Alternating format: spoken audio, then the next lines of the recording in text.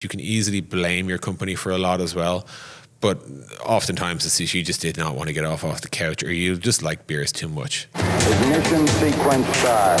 3, 2, 1. Des Traynor, thanks for coming on. Thank you for having me, Dan. Dude, the man, the myth, the legend. Intercom, if people have never heard. Yeah. Founder, product. So now you're Chief Solution Officer? Strategy Officer, yeah. Strategy Officer. Yeah. You pretty much ran product for a long time, probably still do. How did you get into this? Because I mean, I was an early angel investor. I met Owen at a conference. He showed me this early thing. I was like, I get it, because we had built a bunch of stuff ourselves. Yeah. How did you and Owen meet? Like, what's the origin story, even before Intercom? Because that's the part, because I know you guys ran a development agency or product agency? Design and development, yeah, that's right. Handbrake? Contrast. Okay, Contrast, but did you guys build Exceptional, yeah. Exceptional, yeah, yes. that's right. Okay, your competitor might have been Handbrake. Airbrake, yeah. Airbrake, okay, cool. So you guys have been building SaaS products back in the day. How long did you guys do Exceptional for? Probably about 2.5 years. That's it? Yeah. Wow. Maybe 3 tops, just about that, yeah. Yeah? Yeah, like, I mean, I can maybe... If I start where I met Owen, maybe just bring the mic closer. Sure. Yeah. I met Owen, I think, in 2006. It was in March. At the time I was trying to do a PhD in university, but the Irish tech scene, as it were like 25 people or something that. It was like very small. And Owen on his blog had announced he was organizing this coffee meetup. So I took a Tuesday morning off, and I was like, all right, let's go in and meet these internet people. And I met Owen that day, and we talked about a lot of stuff. I had like hacked away on a couple of startups. He had hacked away on a couple of startups. We were comparing sort of failure notes and success notes. And we kind of realized we were definitely on the same page about a lot of things. Coincidentally, at the same coffee shop meetup, I actually met the woman who would go on to become my wife, which is funny. No way. Yeah, Two important people in one meetup. Yeah, exactly. Get out of your houses. Yeah, exactly. A high ROI day, I suppose, right? Yeah. And I actually didn't work with Owen initially. I took a job with a design consultancy, kind of learned the tricks of the trade of consultancy. And then Owen announced he wanted to start his own consultancy called Contrast, and he asked me would I sort of join with him. So I did, and for a year we worked on Exceptional, this Ruby on Rails error tracker, and we were also like our bread and butter was like designing products for other people. At the time, there was a nice imbalance in currency where we could work at a really great rate, charging euros for a Silicon Valley firm spending dollars, and everyone was thrilled with the outcome. Wow. Because the euro was weak, the dollar was strong, so we were charging a small dollar price, cheaper than anyone in the Bay Area, and earning an insane sort of upside rate per day here. Yeah. And the other nice thing about it was we had this, it kind of influenced how Intercom ended up, we had this nice harmony where we would work effectively through the night, and our clients would come to work and be like, holy shit, you guys are awesome. You got all this stuff done. And they'd give us sort of feedback. They'd go home, they'd come back, and all the feedback would be implemented. So you weren't working through the night, were you? No. You were just getting up in the morning and working. We were just doing our day shift, you know? Yeah. And, but it's just like, so, for the firms like Smartling was one, a few others like sort of Bay Area startups that kind of went on to succeed. A lot of the time it was like they were developing it and we were producing the designs. So like literally they had this incredible, it was like they had a 24-hour dev shop, if you know what I mean. Designs, implementation, design. Yeah, exactly. And it was so fast. And that kind of became useful when we started Intercom, because Intercom had the same dynamic. Owen was in San Francisco, we were all back in Dublin. So we'd work, he'd feedback, we'd work, he'd give feedback, and we could get through a lot of stuff in a week. Anyway, we had this side product Exceptional, this Ruby on Rails error tracker, and with Exceptional we had like loads and loads of users, but we never really talked to any of them. We didn't, there was a street in San Francisco where we had more customers than we did in all of Ireland. That's how like divorced we were from customers. Yeah. And in 2008, 2009, there was no good tooling for B2B companies, and you remember this, right? Yeah. Like as in like the way, even like, how did you charge money? Oh, we had a PayPal subscription log. Totally. Like it was all this junk, right? Yeah. So if you wanted to talk to your active paying customers of your product, you'd have to get an export of an XML feed out of PayPal, and you'd then sync that against your own product's database to see who had logged in and stuff. You'd throw all that into like a MailChimp, send out a mail being like, hey, what should we work on next? You get 300 emails back. It was a mess. And as a result, no one did it. So one day we decided to work on this, and the Exceptional logo was this little star that floated in the bottom right-hand corner. And one day a little speech bubble came out of it saying, hey, we're the team behind Exceptional. What should we work on next? And so many people were just like, what is this thing? I want this thing. Are you serious? Yeah. I didn't know that. It came from building the tool for Exceptional, absolutely. just to talk to them. Just to talk to our customers. And then they were like, that. Yeah. talk to your customers is the most important thing a business does. And for SaaS businesses, for so long, it was impossible. And then we realized really quickly, we thought it might have been just because we were in Ireland, and maybe in Silicon Valley you bump into your users on the streets or something, right?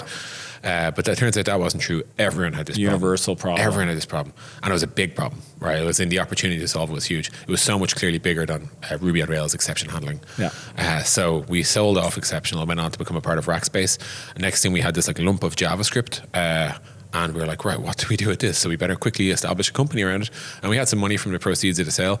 And we just went all in on this idea of like, let's help internet businesses talk to their customers. And we said at the time, our mission was to make internet business personal. Because we were working out of this coffee shop at the time, 3FE, you've probably ran past it a few times. And 3FE, like the guy who hosted us there, Colin Harmon, his name is, he used to serve us every day, but we got to observe one person build a coffee shop brand simply off talking to customers. He took feedback, he'd try out new recipes, he'd like new beans, new flavors, he'd know everyone's names, know their orders. And we're like, why can't we have that tangible sort of relationship with customers? And that became what we started to bake into Intercom. We started to like, hey, here's the customers you haven't spoken to in a while. Here's where they are around the world. Here's the state of this customer. Here's Dan. Dan has like 3 projects in 2 files and no friends or whatever, you know. And all of that became really, really rich because it gave you all the reasons why you're like, oh, now I know what I should say to certain people.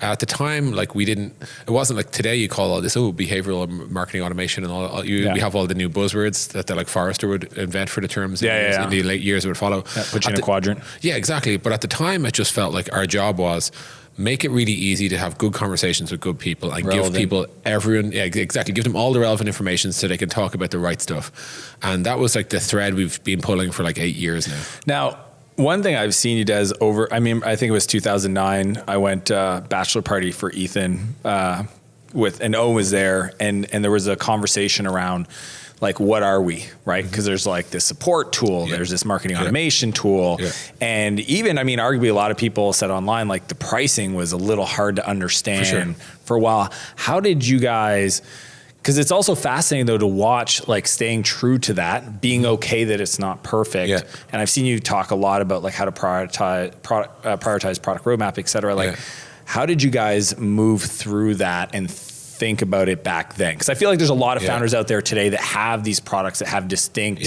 use cases, and they don't want to give anyone up because they're, but what if that's the thing, the vein or the thread we pull on that makes it a thing? What was the mindset back then? I think it was quite small company back then. Like we were like maybe at the time, like if you're on 2008, 9, 10, we were like 4 people, maybe 10 by the end of 2011, 2012. And we, none of us, in good ways and bad ways, none of us had ever worked in large companies. So we also were kind of lacking any sort of awareness of how bigger companies might have worked. So we genuinely thought like we could build a product that would just be like all conversations between businesses and their customers. And it was only, and so as a result, the idea of like having a product for sales or for marketing or for support, it never like that wasn't a language we specifically had. It was only really in like 2013 we did this jobs to be done research with this firm in Detroit. And they introduced us to our customers, effectively. It's the best way I could describe it. There's something ironic about this, given the tool we had built. But like what they did is like these 2-hour-long deep dives of like, literally walk me through exactly what was going on in your mind when you signed up for Intercom. What were you trying to solve? What they did the interviews? Yeah. Is this with Bob? This is Bob Messer from Rewired. Yeah, that's right.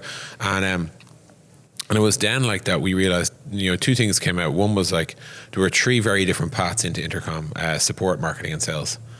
So sales being like I want to talk to people on my website, support being support in the app where we kind of started, and marketing being like I want to like drip out to people because they've slipped away or they're on trial. I want to let them know about the new stuff or whatever. And we realized so we actually turns out we have 3 different buyers. And then the other piece that we unearthed from that was like also as companies get big, these are 3 different buyers, and they actually don't necessarily compare notes and all. And they don't all agree on we have to use the same tool. They actually all would like use loads of different tools. The support people go off to like the Zendesks or whatever of the world, and the sales people go off to like Salesforce and things like that. And marketing is obviously like this smashed up hybrid of a dozen tools, right? Yeah. And we realized, okay, so it turns out we have different buyers of our product, and we're trying to sell them. Like the perception from our customers, which used to frustrate us, was I'd love to use Intercom, but my support team really like Zendesk. Yeah. And we were like, why is that a problem? And they're like, because I have to switch over entirely. And we're like, oh, that's what you think. And we weren't helping the situation. Our website made that exact pitch. Yeah. You know? So we realized, okay, well, let's break the product up and like make it clear you can buy us for each of these things in isolation. But then to make that work, we had to then change our pricing. So it wasn't just one price fits all, because one price never fit all. No. So now we had to charge different prices for different jobs. And now that created a whole new problem, which was like, hey, it feels like you're charging me. It feels like I'm being punished so by using this interesting, product in multiple places. And Yeah. we're like, but like, it's multiple cost centers. Like, you know, it's multiple buyers. And Yeah. so like, yeah, and it's difficult as companies scale, because even within marketing, it's not like there's in a larger company, it's not like there's a marketing head. There's actually like the head of demand gen and the head of product marketing and the head of like sales operations, and all these different people have fingers in the pie, if you like. Yeah. And and any one of them might want to buy Intercom, or all of them, or none of them.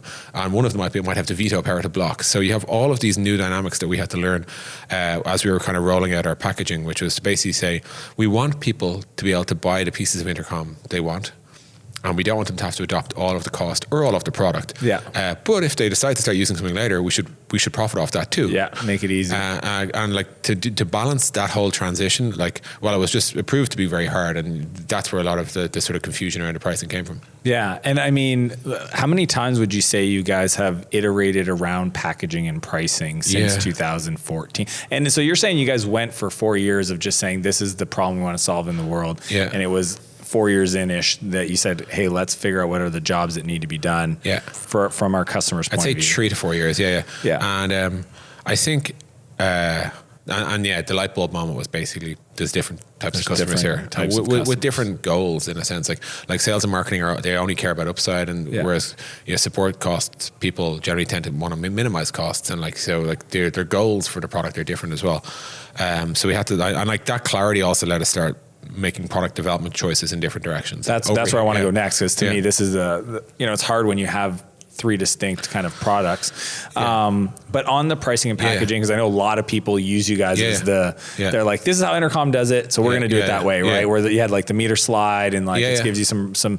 But I mean, what were some of the mistakes, some assumptions you made in the pricing that you later changed? Probably the biggest assumption of, and I guess we should have been smarter about it, but we assumed people would know roughly how many users they have, and they don't. And we assumed people would have some sense of how many abandoned users they have, and they don't. And I guess we should have known this, because we ourselves didn't know this information until we built Intercom. But as a result, that was probably the biggest assumption. So without the first significant wave of pricing feedback was some version of, I don't know what an active user is. Yep. And we're like, okay. And then a lot of other tools just charge for all users. And some people, they just have like a public facing tool that doesn't technically have a logged in user. I know that was a big, I want to use Intercom, but if I run it through their numbers, it's crazy expensive because they're tracking individual sessions. And we don't charge for a visitor, but you are right. That's what people have. I get 200,000 hits a day. Are you going to charge 200,000 things? And we're like, no, only conversations that get started. And they're like, okay, so you have like a lot of this blur.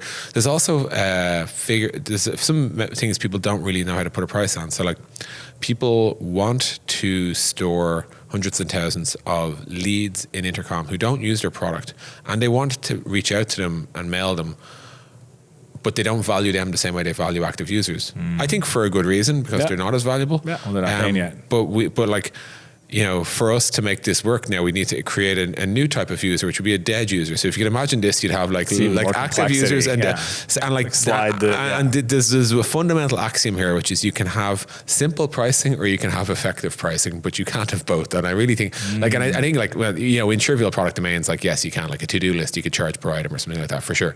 But once you get into the big murky world of B2B SaaS software, what you have is within one platform, you have multiple buyers, multiple paths to purchase, and multiple different ways to evaluate ultimately the same thing. So a support tool would really value having a full customer record because it helps them deep dive. A sales tool doesn't really care about the customers, it cares about the leads and the prospects. The fact that you're building and stockpiling all these authentic customer records, they're like, whatever, that's not our problem. My problem is to get people in the door, So you can imagine the dynamics at play, and as a result, yes, we've iterated on pricing a lot, and we'll do it again. And what is your current pricing axis? What are the things that... We charge by seats.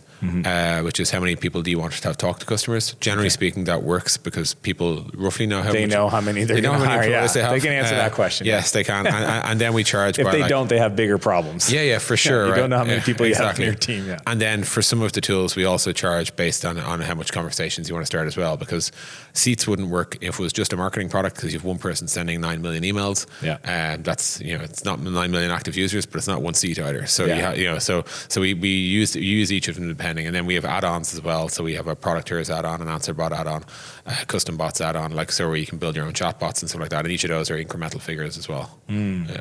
And then let's talk more about product and decisions. There's so many places, because you write so much, you're prolific on the blog, and you guys have done an amazing job just the ebooks and just sharing as much as you can with the market and other SaaS founders. How do you think of managing for a founder that is product, as a product founder, how should they think about product and engineering and what the role of product is versus building it? How do you explain that? I think the biggest mistake people make is often, I think Intercom might have accidentally caused this. Product is not more important than engineering. They're equally important. And product managers who get, they've read that Ben Horowitz post and they think they're the mini CEO, they get this kind of God complex. It's terrible. Yeah. A product manager, literally, without a good engineering team, can produce a load of whiteboard sketches and notes, and that doesn't sell very well. Customers, exactly. Yeah. And so I think that when I think about it, ultimately, I guess the product manager's job is to understand the problem. That's it. The designer's job is to come up with the solution, and the engineer's job is to render the intended solution in a way that customers can experience it. And the way we work in Intercom, and we've been like this for 6 or 7 years, there's a lot of stuff we've changed, but this is not one. We obsess about our product managers being able to articulate exactly the problem they're trying to solve. Because, it's that Einstein, I think it is, who said a problem well explained is a problem half solved, or whatever. 100%, yeah. So once we have a really good articulation of the problem, the design becomes self-evident at times, but sometimes it does need some creativity. For redesigning our messenger, it's all right, well, there's a lot of options here. And once we have a decent design, we then partner with the engineering. And the reason we partner with engineering is because engineering are if you just let product managers and designers work independently, I call that shopping without a price tag, right? Yeah. You don't actually know the cost of the decision. And we've seen this happen. We've had some of the most highest ranked designers in the community have worked on parts of Intercom. And we've seen them produce things like, motion blur as an effect by which the messenger should render itself. And it looks phenomenal. Stunning, yeah. And then you sit down with an engineer and they're like, that's cool, man. I think it's cool too. So January 2020 is when we're going to see this. And I'm like, that's 14 months away. And we're like, yeah. If you take the motion blur out of it, I can have it done in 2 weeks. And you're like, oh. And that's maybe an over-exaggerated example, but I think shopping without the price tag. Yeah, you're shopping without the price tag. So engineering has to inform this solution. Yeah. And at what stage of product development or design does engineering, are they part of the discussion? I think it depends on where the area of the product you're working on. with. Some stuff is if we're adding extra tabs to our Salesforce integration, there's going to be drop downs. Yeah, you don't need an engineer to say that's pretty straightforward. It's more when we're trying to do new shit. So if our product is this visual walkthrough guide with video that will walk you around a product, engineers were core to that, because they're here's what's possible, here's what's cheap, here's what's expensive but potentially worth it. Here's the Lego pieces. Let's assemble, and you have a price in each of these things. So if you want video, here's what it costs. If you want shadows and shades and animation, and you want things to be able to scroll up and down, here's the costs. And we can then make an informed decision about the market impact relative to the cost. So anyway, just to zoom back out, so product managers own the problem. They know what we're trying to do. Designers own the solution. They know how we're trying to do it. And engineers own literally everything else, which is getting the thing happening and also informing it. If something goes into deadlock where we've been working on it for 9 months, you can effectively hold all people accountable. It's we're either solving the wrong problem, or the solution is either bad or too expensive, or the engineers for whatever reason, aren't progressing. But I don't think it's useful. We kind of observe blameless post-mortems. I kind of look at the unit of 3 and sort of say, between the 3 of you, this has not moved, and it's very rare this would happen. But I think it's worth clarifying that I hate to see anyone kind of in blind faith execute something. So like an engineer who'll take a design and kind of just close their eyes and bang it out. Challenge it. Not challenge it, not say how expensive it is, or not even like there's other like the inverse of that's also true. Being like, hey, I see what you've designed, but did you know that if you give me one more week, I can do this extra thing which is way cooler. And you're like, oh, like add some value there. Absolutely. So you want that conversation to be happening. So that's the kind of the trifecta that we see. And then the external sources that usually inform the PM will be like user research, product analytics, anything that's like data or like qualitative feedback related. You need all that flowing to the PM. Yeah. And you talk about this with do you guys still use Rice Score for? Yes, that's right. Yeah. So do you want to unpack that for people that are not familiar? Sure. So when we try to prioritize any piece of work, we started this primarily working on our growth team, but it became kind of like popular across all of Intercom. We came up with this framework to try and ask which of these bets should we take. Which most growth work is bets, and it was like reach, impact, confidence, and effort. Yeah. So reach would be like how many people will this affect? Because ICE has been around, I feel like, for a while. Yeah. The impact confidence it came from the Navy SEALs. Probably. Yeah. It's like an Army reference, but then adding the reach just crystallizes it for product. Exactly. So like, so then impact is like, how will this positively affect the business? Confidence is how likely is it that we can do this? And then effort is obviously how much cost is it to do? And that's like, it's a really simple way to kind of get down to like, it's another type of like, in putting a price tag on things. It's like basically like the way I think about Intercom's product teams, like there's two types of work we do. We never really formally say this, but like there's work we do where it's pure innovation and exploration. We're like trying to find a new solution to a new thing. R&D, going where the puck's going. True R&D, exactly. Yeah. And then there's what I just call like problem solving, which is just, like people who use our Marketo instance, also or our Marketo integration, need to be able to throttle the API limits. You're like straightforward, enough customer support requests. Exactly, you hear it enough, and like my expectation for the latter is that it will get solved in one go with no significant iterations and no significant misses, because we have everything we need to know. It's a closed world. Low probability of it not being done. Yes, exactly. And it's rare as a result. It's rare that these things are supremely high impact, because we would have done it a long time ago. Like, there's not that much low hanging fruit hanging around. Right? Yeah. And then the other type of work is it's really important you distinguish them, because the exploration work, you need to be willing to fail, and you need to be okay with the idea that a team might disappear for 6 weeks and come back with something that isn't shippable, because you're actually exploring. And if you're not willing to fail, then if your error bars aren't high enough, then your error bars, like as in the probability of a great outcome or a bad outcome or whatever, they're also like your success bars as well. Right? Yeah. So if there's no chance of this thing going wrong, there's no chance of it going particularly right. You're having those big wins. Precisely. So so I think you need all of these different lenses when you're putting together a roadmap. And you also need, and then it's a case of like how much innovation can we afford versus how much like blocking and tackling. And what percent split would you say? Maybe it was different back in the day. Where does that land today? It's is it 30-70? Is it 50-50? It's a good question. So again, we have to remind we break it down per team as well. So, but like into those three core areas. Or? Yeah. Okay, so your product support, team essentially is support, marketing, sales. Yeah, exactly. So in our customer support world, we know that world pretty well, and there are still things that like Desk.com or Service Cloud or Zendesk can do that we can't do. That you may not do for a while. We may not do, or like, but it wouldn't be a big bet. Like as in, we should add a ticketing capability. Like a new paradigm change. Yeah, exactly. Because that's what you guys, this is the thing with innovation, is what you brought to the market. Yeah. And you kind of want to, like that's what I find about like all these software companies is they have a different perspective on the problem, and that's hard to figure out. But that's where the big opportunity is. They're the big bets. Not a me too, not a feature comparison checklist. And sometimes you need to add in a couple of like regular features, like a classic, like something we added recently, like a new, like, your support team can't download all your users. Seems sensible, but it never occurred to us that was necessary. But like when that came up, it was like, I can totally see why we need to do that. My expectation is we'll ship that in a couple of weeks, and it won't be a big fanfare, but it'll definitely succeed, right? Yeah. So when we look at like say an incumbent competitor, and we were looking at trying to help people switch from them to us, occasionally there's just things we need to do. So in the support scape, if you want to move from Zendesk to us, we probably need to add a couple of things to help your workflows map perfectly. But they're not like big bets. Whereas say like in the product tier space, there's like, it's not like rife with competition, nor is it like a well-trodden path, like nor is it mature. So like the areas of innovation are still quite wide there. Like there's a lot more we could do. So like, and I would say like our customers don't have expectations of, well, of course I should be able to X, Y, Z, because they're kind of joining us on this journey of, let's see what happens at the end of all this. Yeah. So you don't have any like sort of incumbent expectations. So you have freedom to innovate.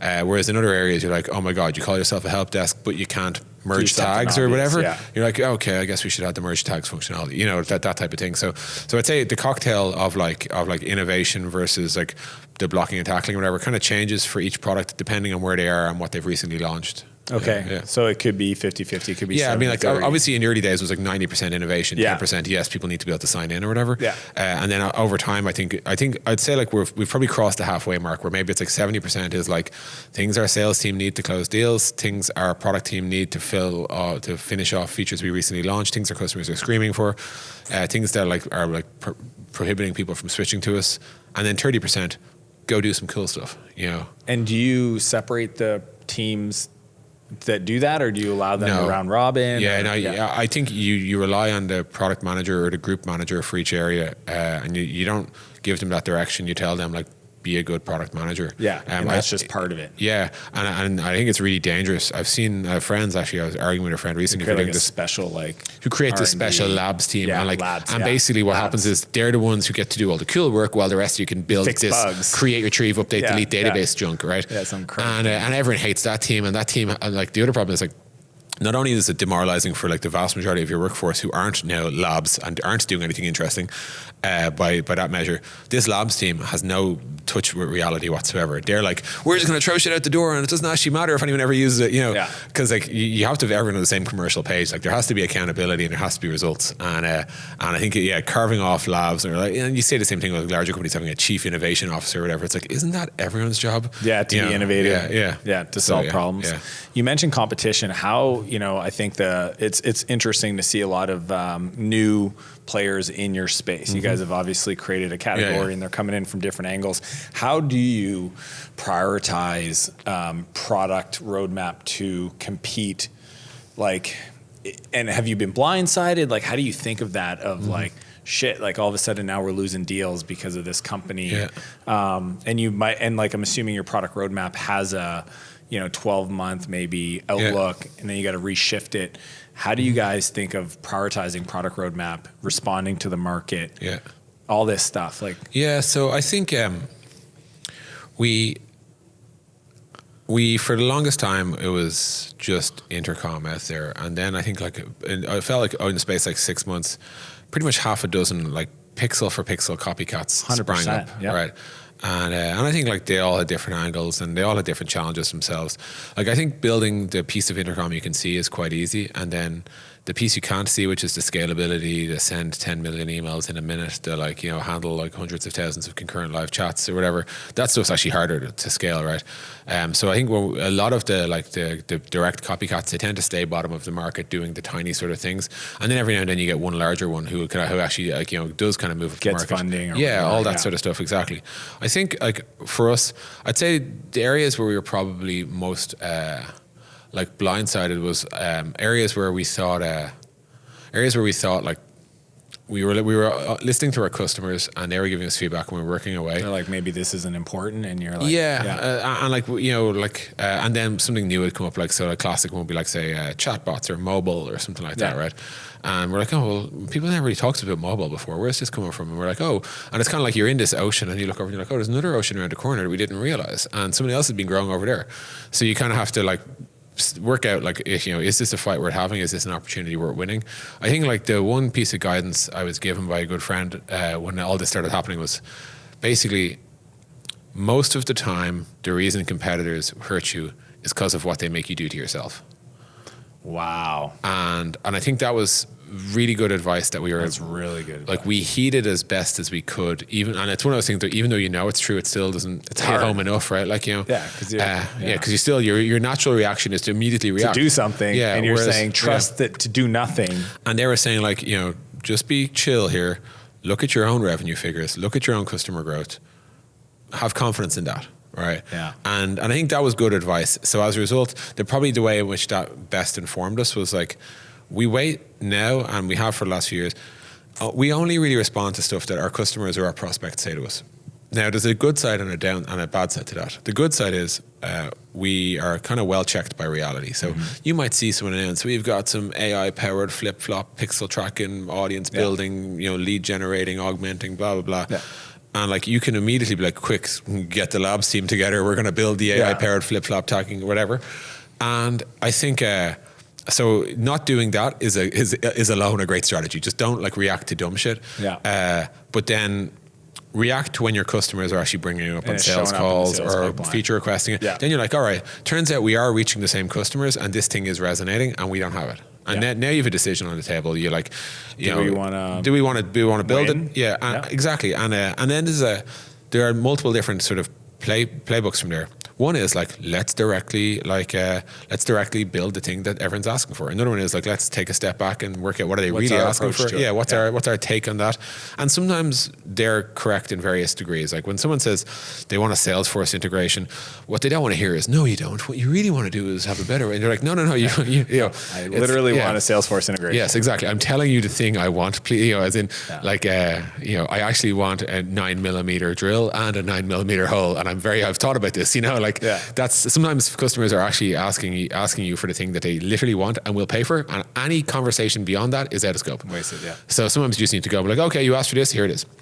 Other times it's actually like, oh, I see what you like about that. Here's our take on it. And so an example would be like when chatbots took off, there was like loads of different ways to handle like guessing what people are trying to say, but our approach was to launch AnswerBot, which we launched last October, and AnswerBot basically it takes text input from users and renders intent. Like the intent being like customers asking to change credit card or whatever. And based on that intent, you can then trigger whatever you want to happen, which is like launch the credit card swap form or like give this auto reply, share this doc, point them to this page of your documentation, whatever. But I think the more naive approach that we could have taken would have been copy a feature, or like when you launch the messenger, here's 10 things you're allowed to click, which one do you want to click, and number one is the credit card thing, and like that might work and it might be a very direct. So it's interesting what you did there is you said, look, this is the competitor set, air quotes, that are solving this problem, and they've have their approach. And it's because you could almost fast forward and say, where are they going to run into issues?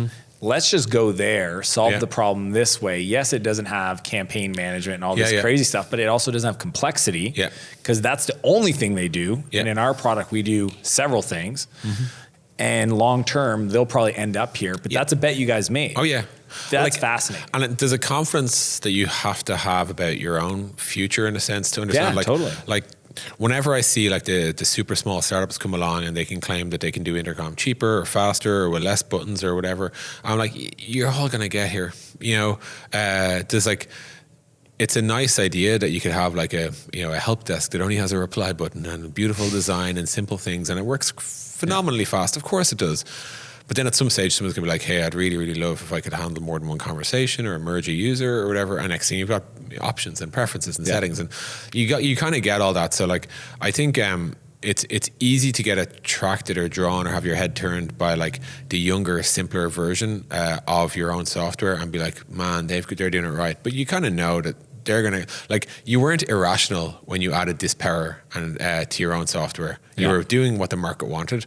And if they do what the market wanted, they're going to end up here too. Exactly. We'll all get there in the end, Yeah. So like, and as a younger Des, if I was sitting here like 5-6 years ago, I would have been like, look at these clunkers like Zendesk and HubSpot and Salesforce and all that. Oh, everybody talks shit about Salesforce. But they're like, solving big problems at scale. And like, let he who is without $120 billion company cast a first stone, you know? Like, it's the same as like people used to like joke about Microsoft Word. I'm like, Word, I think, was the second or first most commercially successful software product of all time. There's a reason. So are you really definitely going to claim you're going to outperform that, or do you just like talking shit, And I think, so like the power is essential. Now, there's an interesting thing I've been talking to folks internally about, which is there is a relationship between, I think, there's definitely a relationship between like software power and market size. If you can do everything, you're in theory available to everyone, right?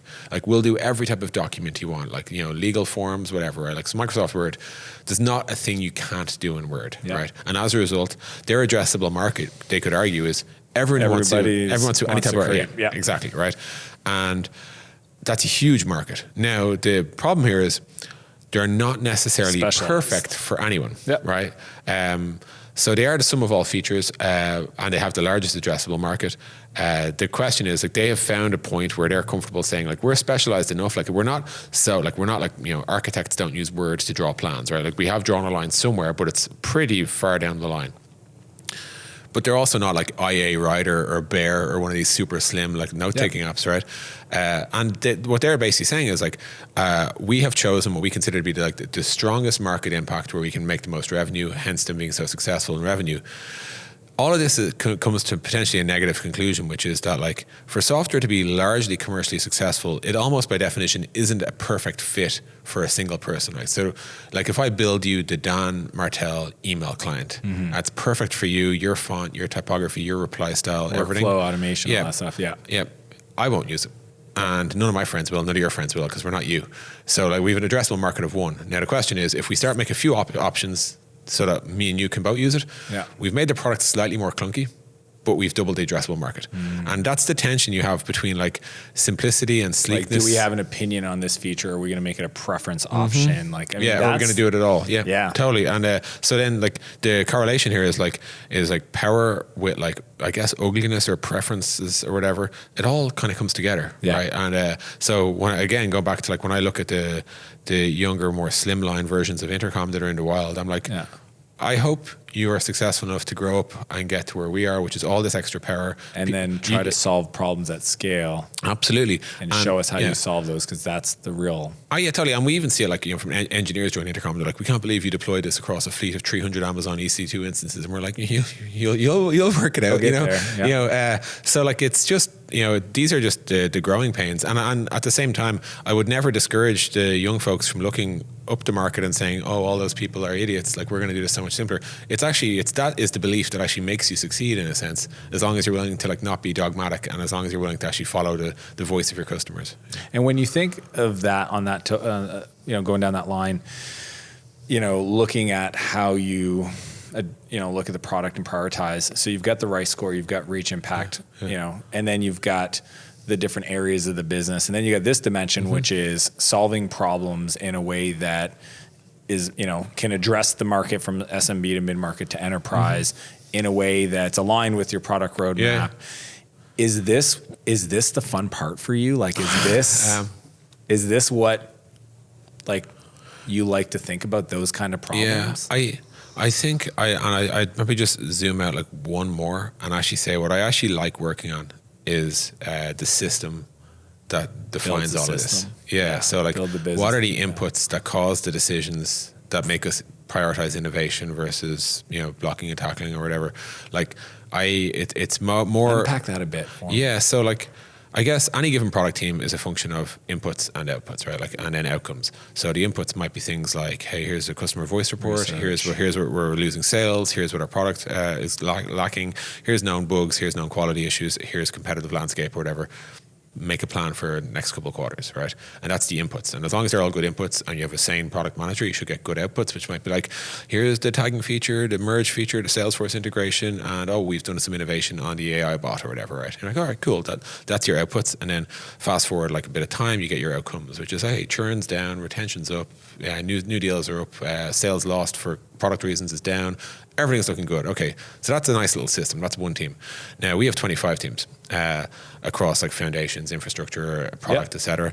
So we obviously, I can't have that. Each team has different inputs. Yeah. Each team has their own sets of inputs and their own sets of outputs, whatever. So we zoom out and we think of it in terms of, like, groups. So we have, like, foundations group, which is all the software that Intercom sits on top of, like, all of our, you know, servers, etc. Right? We have sales, marketing, support. We have our automation group, our platform group, etc. So some of the first sort of thing I get to design with Paul and Dara, our head of product and head of engineering, is like, how does that get made up? And then who do each of these people listen to? And then what do we take into this and what do we take out of it? So how do sales talk to the product team? What's the interface? Yeah, exactly. So you design an interface that works like that. And then how does our product team listen to our users versus listening to our customers? Because our users and our customers are often different. People who, like, the person who's using the inbox to do support is not the person who bought Intercom. That's the head of support, right? So you design a system that makes sure that all of these inputs get to the right people. in good shape, like not like anecdotes or not like random recency Opinions. bias stuff. Yeah, exactly.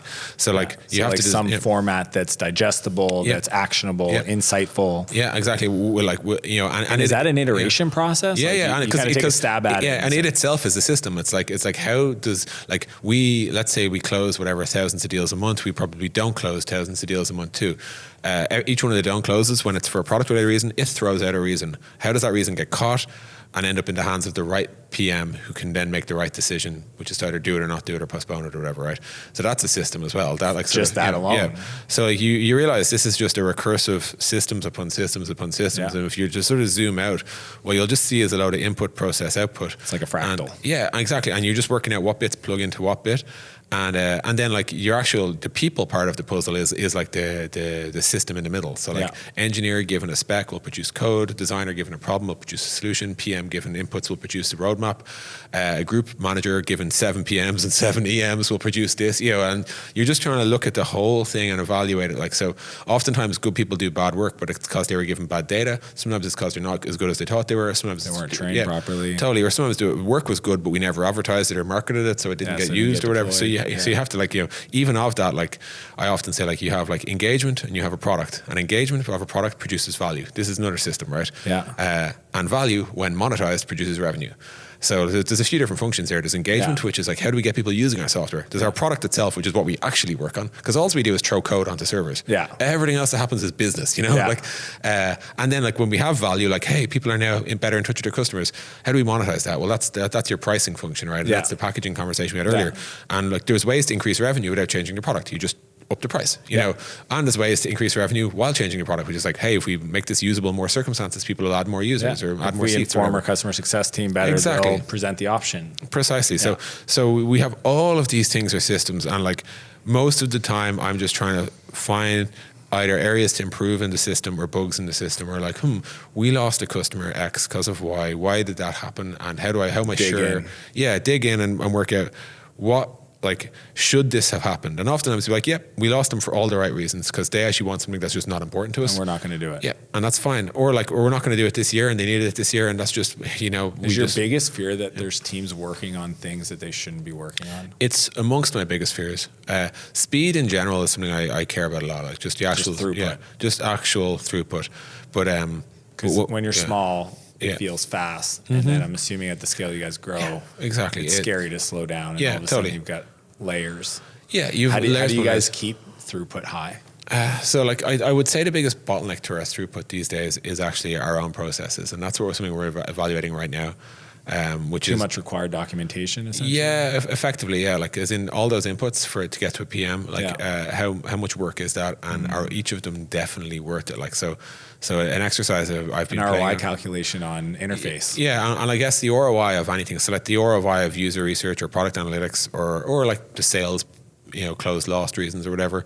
The only way you can evaluate them is, have they changed decisions for the better? 100%. And if they have, then they're worth it. And if they're not, then maybe we're just doing an extra bit of work here for no reason. Just because we think we need to be looking at this. Exactly. And like the other area where I know, like, with the more conventional way of thinking about throughput is, like, we have a team called Accelerate internally whose only job is to work on developer productivity. They just basically try DevOps, essentially. Effectively. And they work on everything, like, moving all of our IDs to the cloud because things render faster up there. You name it, right? They'll just work on all of that. It's interesting. There's DevOps, there's RevOps, there's all these ops, and then is this like product ops? Like, is this a team that you think, or maybe that's what you're leading, is a group of people that just look at all these interfaces and inputs and outputs and say, let's just try to maybe crystallize the information better or get rid of it, or so we actually literally just started somebody 2 weeks ago called, and her job title is like Global R&D Operations Manager, and it's literally like, look at this system, and the system is everything to do. Like, it could be our org design. Our org design can slow us down, right? Totally. Our processes can slow us down. Our, like,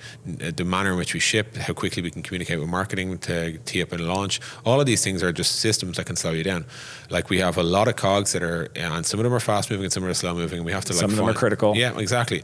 And some need to move slow. Like, we can't make changes to our email infrastructure easily because if it goes wrong, it's terrible. Bad. So like, you have to kind of we kind of look at this and we see all these spinning cogs. We're like, well, which ones are moving slow unnecessarily, and which ones are spinning for no reason because no one cares anyway.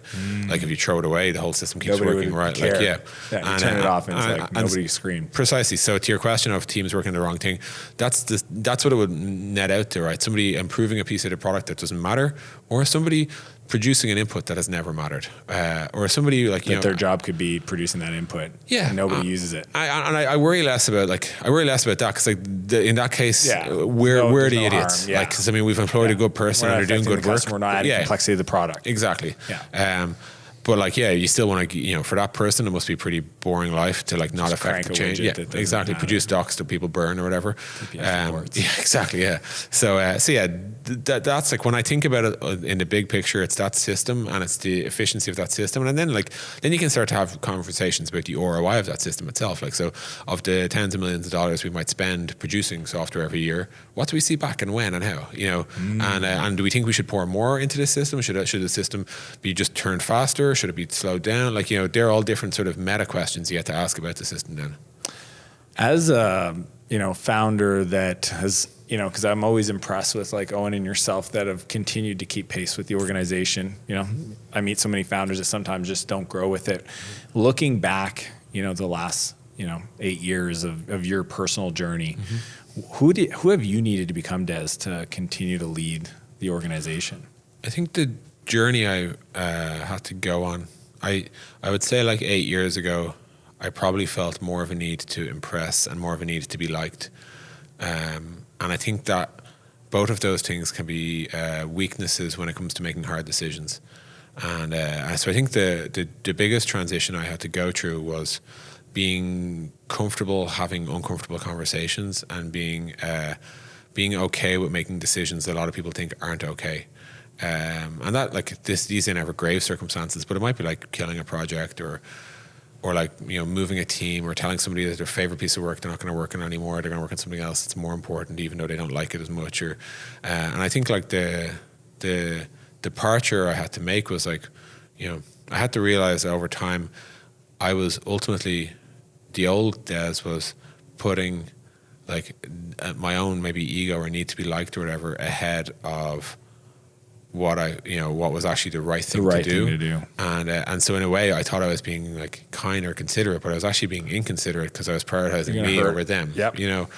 And I think like getting over that, like, which is obviously like, and any of these topics can always get uncomfortable in some sense, but like I think most of the discoveries and the learning and development that like senior people in startups need to do is generally personal, because like what we're doing is not a natural thing. Like there's no, like, it's only really in the last 20 years could you be in a position where you go from like a random dude in a tiny office in Dublin to running a company with like 600 people and like that's valued at over whatever and all this sort of stuff, right? Yeah, like literally one of the top companies in the SaaS space. So and like it can happen so quickly. Whereas like if you think about like if I was like a barista, I'd have my 7th coffee chain and maybe my 60th employee by now. Yeah. It's like it's just a different and like that's a much more human scale. Like and it's more digestible. So you have to kind of like the biggest barriers tend not to be accumulated wisdom, because you can actually hire accumulated wisdom. You're like, all right, we need somebody who's really good at whatever, like marketing ops. Yep. Okay, let's go.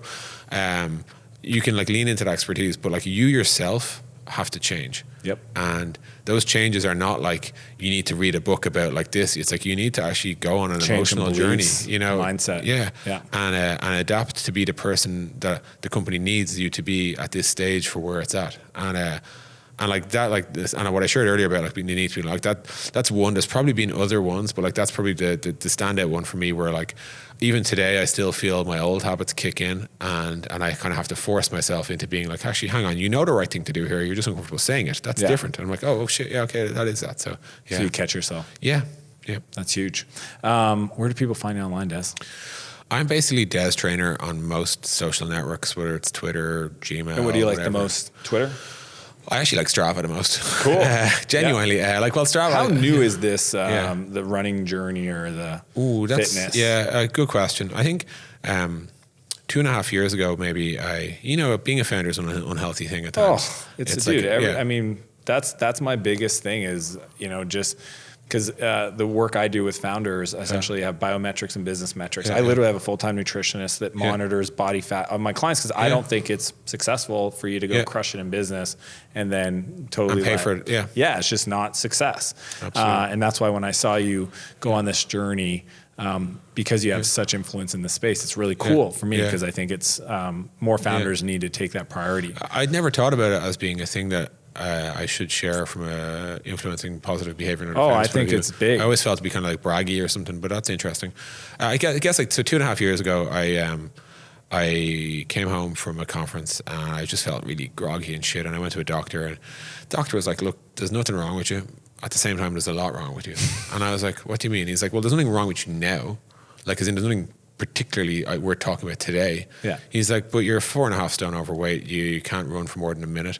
You know, your like diet is terrible. Like, you just look like your hair is like, you know, lacking in color. I can tell that like you haven't eaten a vegetable in months or whatever." And then he's like, you know, tell me about your life. And I was like, well, you know, travel like maybe 8 to 10 flights a year. Usually Dublin to San Francisco, it's an 11-hour flight. A lot of my food is junk. I go to conferences where they feed you like ridiculously rich food. I don't exercise. I play soccer maybe once a week, but even at that, I probably just walk around the pitch. I don't really do much.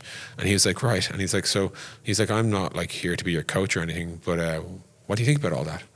And I was like, So I'd love to say like, and I walked out that door a changed man, but I didn't. It took maybe 2 or 3 more.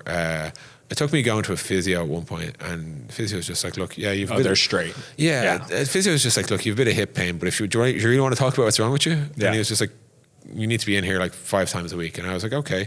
And Intercom had just started to take off such that I could afford to see a personal trainer a couple times a week or whatever. So I started going down that route, and first thing personal trainer talked to me about was my diet. So I started changing that. Kind of went on paleo for a while. That kind of caused this crash. And over the course of, I guess, a year and a half, I lost 5 stone. To roughly like maybe, and then I probably lost 10 pounds in the like preceding, like in the 2 or 3 years since. Yeah. And then about 2 years ago, maybe about a year and a half ago, I started getting into running, and I was like, I set myself 3 goals every month, which is a total distance, which is usually 60, 70, 80K. Fastest distance, which is I usually try to break some personal records, like either 5K, 10K. Yeah. So my big one for this year was to do 10K in under 50 minutes, which I did in August. So I was really surprised at it. And then my distance, which I just broke a couple of days ago, which was to do a half marathon. But like I pushed myself to do these things, and I have to say, like I remember my trainer said to me on the first day, he's like, welcome to the gym, but by the way, you don't build muscles here, you build discipline, and discipline will show up in your physique. He's like, but that's what you're actually here for. And I felt the same about running. Like it's I run, and it's 90% in my head. Because the body is actually able to do it. Now it's just a case of the conversation you're going to have with for 2 hours and whatever it was, 1 hour 57 minutes of jogging around a park for a half. You know, like it's you need to be pretty psychologically stable, because there are demons and they'll find you. They will show up. Yeah. But so I've taken it very seriously, and I exercise every day. I do watch what I eat almost all the time. I track calories, all that sort of stuff. I started that recently. I do think a lot of founders sacrifice things both necessarily and unnecessarily. Have you become better as a leader because of it? I just think more energy, definitely more energy, mental clarity, and strength, and just and problem solve. I mean, I run and it's like that's when the things are running in the back, and then boom, totally. And I take a lot of inspiration from the 2 guys who report to me, or 2 people who report to me. They're like both like very, very physically fit, and always have been. And they've got I think 6, 7 children between them. Wow. They're not married. They each have families. But I've definitely taken a lot of inspiration from them and what they can pull off. And I would say to anyone who's finding themselves in an unhealthy position, and they feel like their company is eating away at them, and they're making damage, doing damage to their body or their health or their psyche or even just their diet. I do think it's firmly a problem worth solving, and it's actually a business problem worth solving. As in, you don't realize it, but you're actually hurting your company. Why don't you have time to make this a priority? That's exactly a business problem. Exactly, and also don't BS yourself either. You can easily blame, and I was definitely like this. You can easily blame your company for a lot as well. But oftentimes it's you just did not want to get off the couch, or you just like beers too much. Yeah. You can tell yourself it's Intercom's fault, But let's be honest Those here. are your You know, like choices. you've our VP of Engine, VP of Product, they managed to do it, and they've got more stress in their lives than you. You know, like so. Yeah, I do think there's a bit of that. And I never want to be too preachy about that sort of stuff, but I definitely found like I look back at my earlier self with a little bit of contempt at times for that as well. And like you can get into forgiveness and all that, but ultimately, like I was making bad choices, and yes, some of it was a product of circumstance and environment, but I was also making bad choices. You know. Yeah. Keep shining a light, man. It's awesome. So Strava it is. Appreciate you, Des. Thanks so much. Take care. Thanks for watching this episode of Escape Velocity. Be sure to like and subscribe and leave a comment with your biggest insight from our conversation. Be sure to check out the next episode.